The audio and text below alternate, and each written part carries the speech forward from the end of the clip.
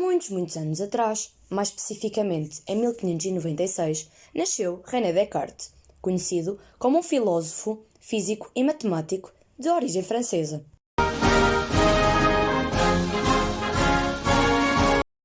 Como filósofo que era, Descartes propôs fazer uma filosofia que não se baseasse em informação duvidosa e que fosse absolutamente segura e indiscutível. Nunca quis acreditar em crenças que pareciam mesmo verdadeiras, uma vez que mais tarde vinham-se a revelar falsas. Por isso, criou uma série de pontos-chave que permitiram a construção da sua filosofia. Descartes interpretou a afirmação Começar tudo de novo desde os fundamentos. de maneira a transmitir a ideia de recomeço, de um princípio que tem por base um conhecimento que resista à maioria das tentativas de o colocar em causa. Esse princípio deve ser óbvio, para que a razão seja inquestionável e que todo o conhecimento dependa desse princípio, de maneira a que nada possa ser conhecido sem ele. Para obter um conhecimento verdadeiro, propôs o método cartesiano, que consistiu em pôr à prova todas as nossas crenças, duvidando delas, dúvida metódica, sendo aceitos como justificadas apenas se passassem no teste. Segundo Descartes, os sentidos não eram de confiança, por ser impossível obter-se conhecimento a partir da experimentação. O conhecimento só era válido se proviesse da razão, e para tal utilizou 3 argumentos que forneceram a verificabilidade do conhecimento, sendo eles o argumento da ilusão, do sonho e do gênio maligno. A utilização do método cartesiano conduziu Descartes a um mar de dúvidas, porque todas as opiniões eram duvidosas, os sentidos eram duvidosos e até mesmo a existência do ser humano era duvidosa. Para ele, era perfeitamente possível duvidar da presença de braços ou pernas no homem e, quanto mais duvidava da sua existência, mais nítido se tornava que ele próprio existia e era um ser pensante, dando assim origem ao cogito cartesiano. Para pôr em causa a realidade do mundo físico, recorreu à hipótese do gênio maligno, que possui como principal objetivo manipular sistematicamente os nossos pensamentos, sem que nos apercebamos disso. Generalizando, o gênio maligno consiste numa experiência mental na qual se imagina uma espécie de divindade enganadora, daí a expressão maligno, para se divertir às nossas custas.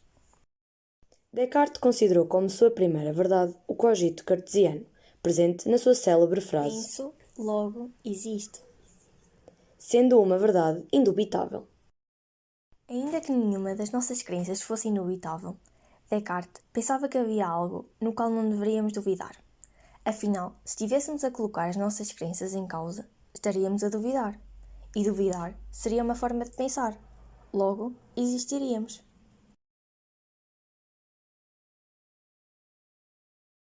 O cogito constitui um fundamento genuíno do conhecimento, porque nem mesmo o gênio maligno poderia enganar-nos no que diz respeito à nossa própria existência. Este apenas nos assegura acerca da nossa existência enquanto seres pensantes, sendo o resto uma possível ilusão. Para provar a existência de Deus, utilizou o conhecimento a priori, que não se fundamentava na experiência, mas sim no pensamento. Descartes acreditava que nada nem ninguém, a não ser Deus, poderia garantir a verdade e a existência de um ser perfeito. Então, começou por afirmar que ele próprio, Descartes, era um ser imperfeito, devido a estar sujeito à dúvida. Seguidamente, adquiriu a existência de uma ideia de perfeição, na qual não se baseava nos sentidos, dado que nada do que é observado é perfeito. Assim, Descartes concluiu que, para a existência de perfeição, era necessário a existência de um ser sem imperfeições, sendo esse ser Deus. Garantiu a existência do mundo físico e, até mesmo da existência do próprio ser humano, através do pensamento, isto é, da razão e da figura de Deus. O dualismo é uma visão filosófica na qual a realidade é constituída por duas partes que não podem ser reduzidas uma à outra.